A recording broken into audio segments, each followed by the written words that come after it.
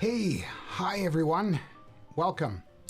For those of you that are just joining or just starting, hi, my name's Kevin. This is Provoking Safety, and it's an opportunity. I live stream so that we have the opportunity to collaborate, compare notes, and just like the thumbnail, if you've clicked on it, says we're going to look at safety climate, and maybe can we actually do climate change?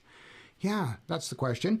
Now, before I get into it too much, I just want to, let everyone know that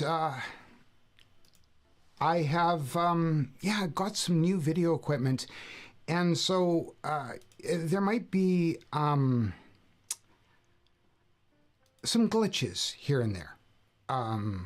How should I say? Yeah, there might be some glitches here and there, and I'm going to do, the best I can. There you go. There's one of them. There. Whew. So I'm working through it and so forth. So yeah, I appreciate your patience right off the bat. And and so like anything else, like I said, today what we're going to do is we're going to discuss maybe can you affect climate change, and what's the difference between safety culture and safety climate? Understanding that. And before we get too far, maybe what we need to do is just quickly once again review the chat rules. And whoops, I'm out of the way here. So those of you that are getting into the chat and so forth, introduce yourselves. Introductions are nice, and it's good to know who you are, where you're from, what you do. Are you a veteran safety professional, or are you just getting into the field and trying to test out the waters and see what it's like? So by all means, introduce yourself and join in. Now, the other thing is, too, is I might not answer a question quick. It might be something that's delayed or whatever. So by all means, if you know the answer or feel like chiming in with a different opinion, by all means, do so. Ask and answer. Your knowledge, your opinions count, at least in this venue. Also, but though, on the other hand, no name calling, no insults, be civil. Okay, not all of us popped out of the womb as safety professionals. In fact, we kind of had to learn as we go, and we made mistakes. So welcome those mistakes as learning opportunities. And also, once again, this is not professional advice, and it shouldn't be considered professional advice. No contracts are changing hands and so forth.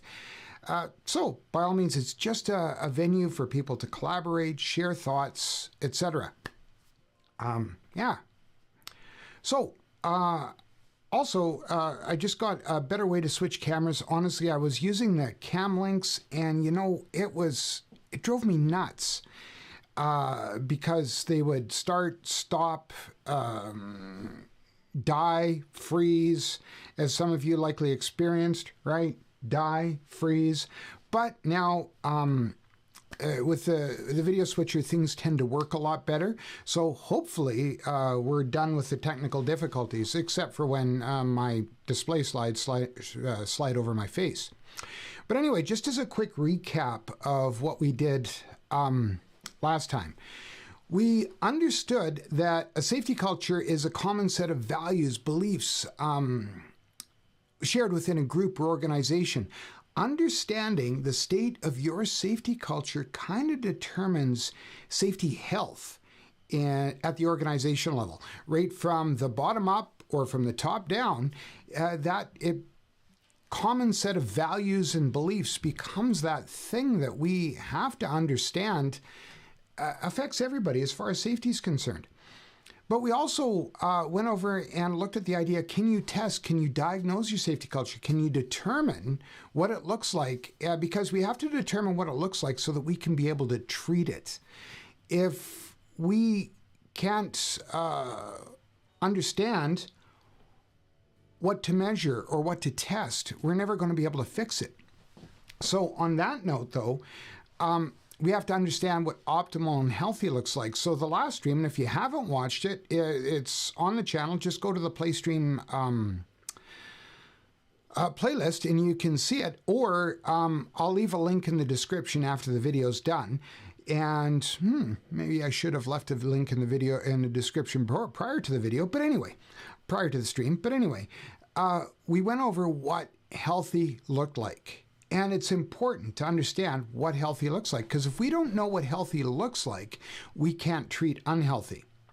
So now, then the question, what the heck is safety climate? Now, political and social, how should we say, dialogue, narrative aside, there's always a confusion. What is safety climate? What is, or what is climate? And so I went and I actually looked up a few definitions, and realistically, climate is a trend experienced over a long period of time. And now what happens, even with this idea of climate change, people look out the window and they look at things like rain or cold temperatures or when it's hot, and they experience that snapshot in that period of time, and then they confuse that snapshot with climate. So same thing with the workplace. We have to understand how long is long. And so we have to determine and consider what long-term is and what a long trend is. So it's part of what we're going to talk about today and go over today. So number one thing we have to look at is, what is your mineable data? What is the data that you're looking at right now and considering over the long term? And so when you choose to go down this road and determine what's the health of my safety culture, or what's my safety health in my organization, you have to understand that you're going to have to look at it for a long term. And here's an important piece. When you're looking at wanting to shift the safety culture to a positive trend, or wanting to shift any culture within your organization to a positive trend, you have to look at what was the previous trend and how long did it last. If it took a long time to get that way, it's not going to happen overnight. It's not going to get fixed overnight. So start gathering things like your health and safety committee meeting minutes. It's honestly important that when you're looking at this and how the safety committee works, how things come up and how they function, and what is the attitude and so forth like in the safety committee. What is, what's their observations? What's their point of view? How have they been functioning? So look at the safety committee meeting minutes, and don't just grab them for the last 6 months or so. Go back as far as you can and start to examine. And then you can see things like dips in attitude or rises in attitude and quick drops, and why did they occur? Helps to give you context, because when you start down this road, you need to have context. Now, then the next thing you want to do is go back and gather your incident investigation, the reports, the resolutions, and start to look at it. We talked about a couple of weeks ago regarding are incidents being investigated in a timely manner? Are they being investigated properly? What about the resolutions and the corrective actions coming out of them? Are they being embraced and done? That's also an indicator of what's healthy and what's not. Then the next thing, look at your workplace inspection reports. Are workplace inspections happening in a timely manner? Are there deficiencies noted? Are they continued deficiencies noted with no correction whatsoever, no corrective action? Corrective action isn't being embraced at the managerial level or the worker level or what have you. Look at your department, section, team meeting records. Is safety a part of the everyday business? Is it something that's being mentioned? Is it something that's being talked about? Or is it not even there? Or possibly it might just be a bump in the road. One of the things I absolutely hate is, has anybody got a safety minute? Is safety being purposeful? Is it even something that's considered and purposeful? Or is it being done just because, or not being done at all? So once again, try to gather these records over a period of time, and then look at the other safety documents. And when I'm saying this, when you're doing it, here's the question you need to ask. Are your safety documents all got the exact same dates on them? Are they back in 1999 and that's when they were done, and there's no revision dates, no revision process? Or the safety policy, it was signed by the CEO who's long since retired, and there's been 2 other CEOs that have gone through and nobody's reevaluated it and re-signed it, etc. So look at that. Also, I got to ask you, and yes, the spelling in OHS board is intended. Is your OHS board board? I did a video on that, and once again, I'll leave it in the description afterwards. But one of the things I see often is OHS boards are neglected. I've gone into organizations and I've seen documents that were posted and they've been there obviously for 5 years or more. So once again, this is easily grabbable, mineable data that you can gather right now and start down your road of what's what. And essentially, how's the weather? And now, here's the thing you got to ask yourself. What about stuff like this? What about when you see stuff like this around the workplace? And here's the real catcher. Has this been going on for as long as anyone can remember? Has this sort of behavior, is it the norm? And honestly, the guy's got a death wish. I just look at this and cringe. But if this is the norm, and it's been going on for as long as anyone can remember, even the long-timers in the organization, well, guess what? Okay? That's climate. Okay? That's climate. It's a long period of time. It's a long trend. Or is it something that just started occurring and only occurs at certain times? That might be weather. Right? So look at it that way. Look at the behaviors that you see as well, and understand that, once again, climate is long-term trends. If it's only been occurring for a year, well, maybe it might just be a sustained weather pattern. Okay? But the other way that you got to consider things is how to mine data as well. And one of the things that occurs is people automatically want to start a survey. And when they do, well, they jump into it, and a lot of times with no intentions. So if you're going to do a survey, there's a couple of things about it, okay? One of the big mistakes I see a lot of times is people will buy surveys and launch them without even looking at them first. Or they will grab and cut and paste or just download any survey. And it might be, you might be in a retail sector and the survey you download might be something that was used in oil and gas. Or you might work in the healthcare industry and the survey you grab might be from construction. So one of the things you got to make sure is tailor it to suit your organization. Remember how we looked at optimal healthy characteristics? You looked at them, or are hopefully going to look at them for your organization. Okay? So when you look at them for your organization, what were those healthy characteristics that you determined? Health and safety committee meetings occurring on a regular basis, and with an actual business sense or business intention being noted and visible with them. Well, you know what? That's a healthy safety culture. And does the survey that you're going to implement note that?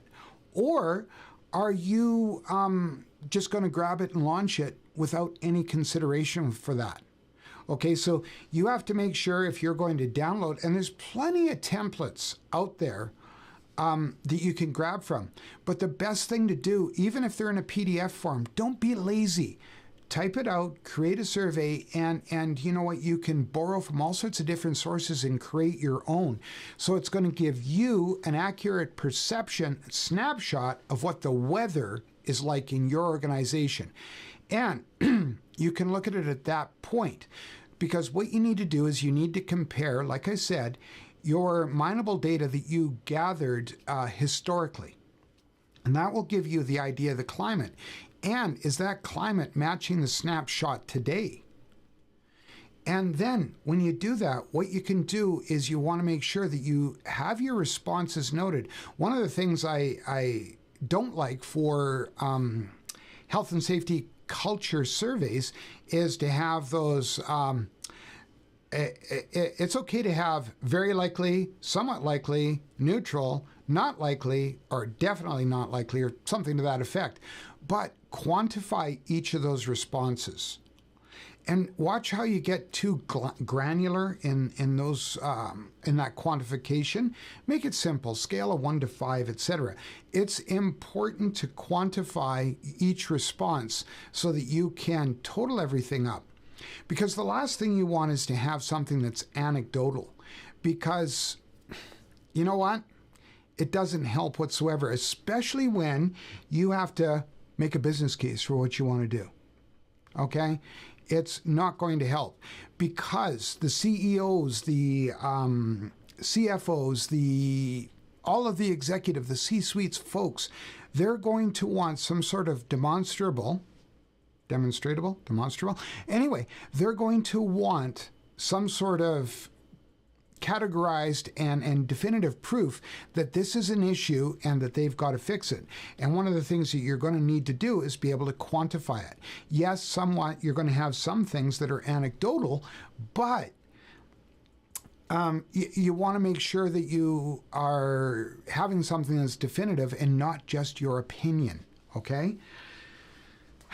Now, I can't stress this enough, but the next thing you want to do is check the weather before you hand out your surveys. No, not another one. Nobody wants another survey. Nobody does. In fact, this time of year, honestly, you're getting inundated likely with surveys from all sorts of folks. And when an election's coming up, there's all sorts of surveys, product surveys. You just buy something and somebody wants to know the survey. So most people hate them. So check the weather first, and like the little thing down here says, honestly,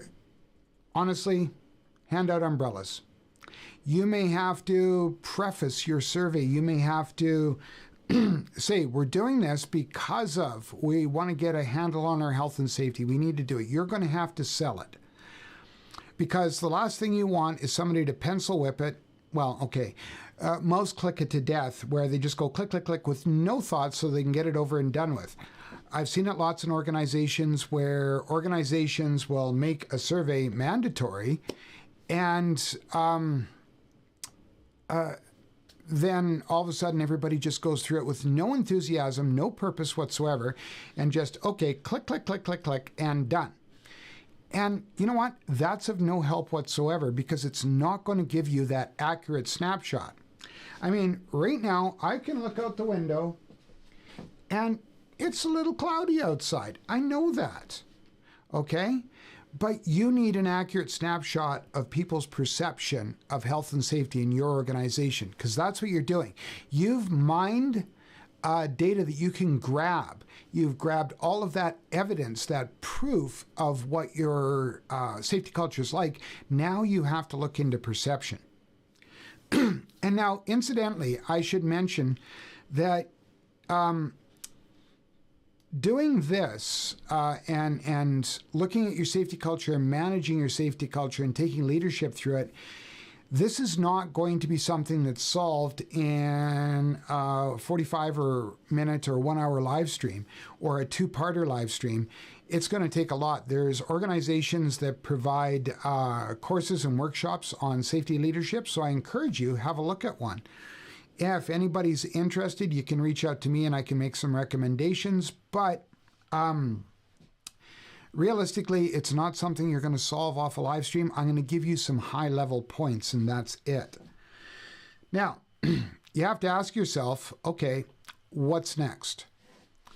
And when you've got your surveys back, you have to think to yourself, what's the granularity? Where do I want to take a deeper dive? And there's a lot of organizations, once again, depending on your organizational size and your dynamics, do you want to take a deeper dive? By all means, you might want to take that deeper dive. You might want to sort it by department or section or business unit, because then it helps you to identify, and for heaven's sakes, no, not going after leaders and so forth and firing the coach. It helps you to identify where that source is coming from, and it may help. So when you're designing your surveys and collecting your responses, how you do that is going to be up to you. Keep in mind, there's one caveat to that, and anonymity is often preferred because you get that candid snapshot. You get the people that are looking to be able to say what they want to say without any possible repercussions. So a lot of times, to tell you the truth, it is better to leave it anonymous and not identified by department or section, especially based on the size. If you have a department or section that's 50 people big, the numbers alone lend some anonymity. But all of a sudden, if you're 5 people, it's pretty easy to drill down and figure out who answered what. Okay? Now, transfer your totals to a spreadsheet. That's why I said to keep them quantifiable, because then it helps you to understand what you need to prioritize. You can create goals, but creating goals without any quantification behind it, once again, you're getting anecdotal. And one of the things you want to watch out for is what to grab, low or high hanging fruit. We'll talk about that in just a sec. So don't run off. So when you do that, when you total it, provides you the ability to prioritize and create goals. And then you have to map out your goals and objectives. And obviously your big goal is to improve the safety culture, right? That is, right? You want to improve the safety culture. Got that. Understand it. But once again, any execution of any process has to be done thoughtfully. It can't be just done through passion, emotion. There has to be some thought and planning and purpose behind it. Now, so in deciding how do I set my goals, okay, what's first? And now, like anything else, compliance needs to be first. So when you're mapping out your goals, always consider that. What's first?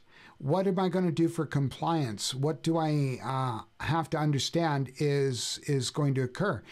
And so when you're walking down that path and looking for what to do, always understand that no matter what, compliance has to be number one, okay? If you see areas where, say for instance, there's no safety meetings being held. In a lot of jurisdictions, they require health and safety committees to meet in certain periods, and depending, some map it out as very prescriptive, and others allow for you to set your own times as an organization or intervals as an organization. But you have to make sure you're doing it. Okay, so if your health and safety program, for instance, or health and safety management system indicates that you're supposed to be meeting every quarter and there's been no meetings that year, you're in non-compliance. So, you want to make sure that you're looking after compliance first. Then, start mixing your low and high hanging fruit. Okay, because what you want to do is create small wins. So if you grab some low-hanging fruit first, something that you have to clean up, but with purpose behind it, that there's an intention of getting something that's a higher, loftier goal. So try to match your goals together. Some of that low-hanging fruit might lead to clearing off some of the higher priority things as well.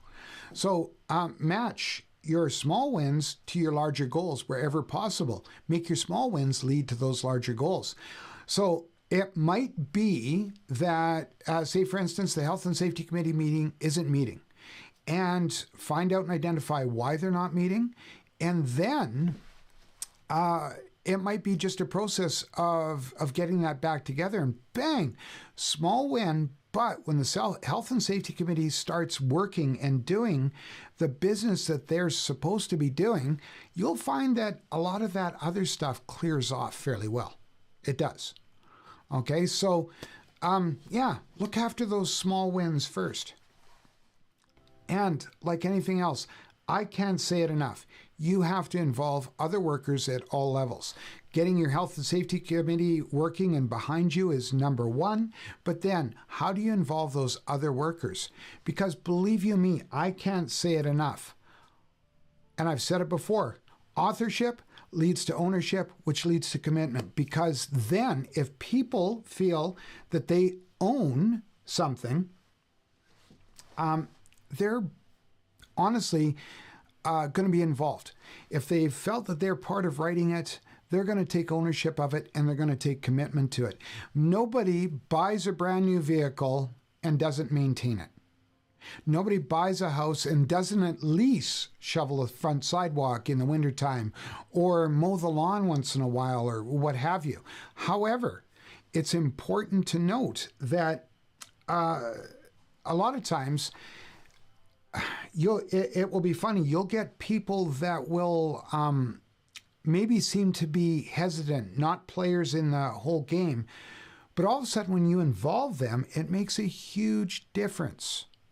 Okay? Now, once you get things going, a lot of times people think, well, we're on our way, no big deal, but it's like you're taking a trip to a new destination. You have to, honestly, check your process. Look at the mineable data. Look at the things like the health and safety committees or the worksite inspections or the incident investigations. And look, is it improving? But give it time to be evident, okay? And then understand that sometime down the road, you may need to redeploy that survey. Same idea, check the weather and redeploy the survey, but preface it. Say, hey, we're doing really good. You know what? We have improved in a lot of different ways, so let's redeploy that survey and see what is happening. See if scores have lifted. See if we've got some improvement in the perception. Because no matter what, I can look outside right now, and you know what? Yes, it's cloudy, but there's sunny breaks.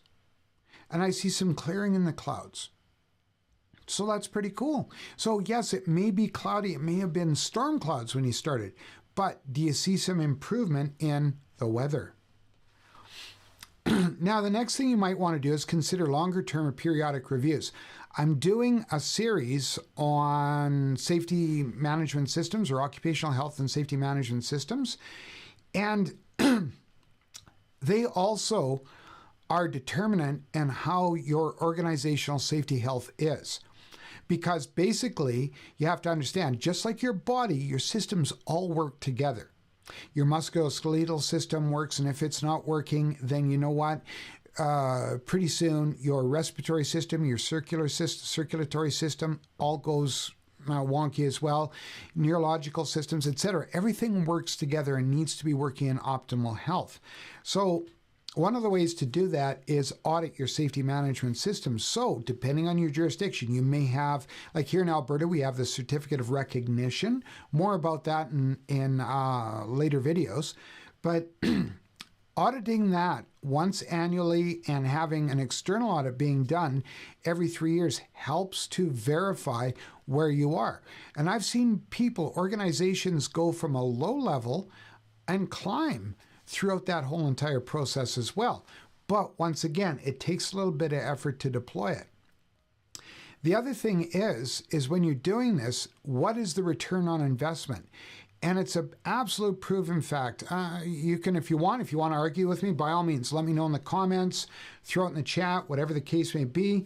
But there is a return on investment, reducing insurance costs, reducing WCB costs, etc. There's always a return on investment for safety. And I'm going to be starting in the new year, so this is a little bit of a teaser. You can look forward to it. I want to start 2 live streams, but one weekly, keep up this bi-weekly one, and talking about the economic crisis that's happening and how it affects health and safety, and then go over some of the things that can help, because it's absolutely a fact that when inflation rises, so do insurance and WCB costs and other ancillary costs, and that has a direct effect on safety. So now we've got to the time, Q&A. Okay, so if anybody has any questions, by all means, you can let me know.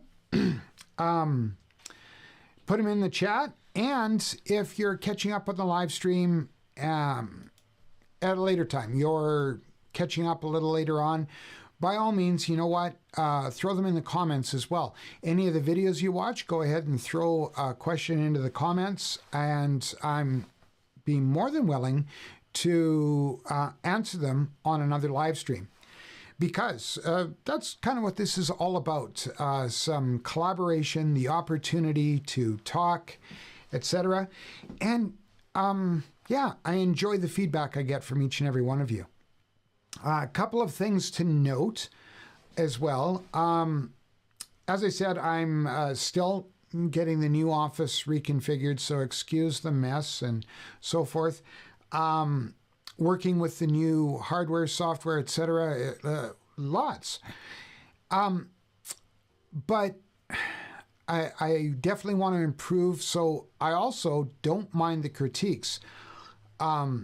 Last live stream, my sound sort of went wonky, and I did receive some feedback in the chat, thank goodness, thanks Dave, that my sound was going wonky and then my music was going wonky. And somebody actually reached out and posted on an email the same thing. So once again, thank you to you. So I like to try and improve wherever I can and do what I can. Now, YouTube's bringing some other changes as well.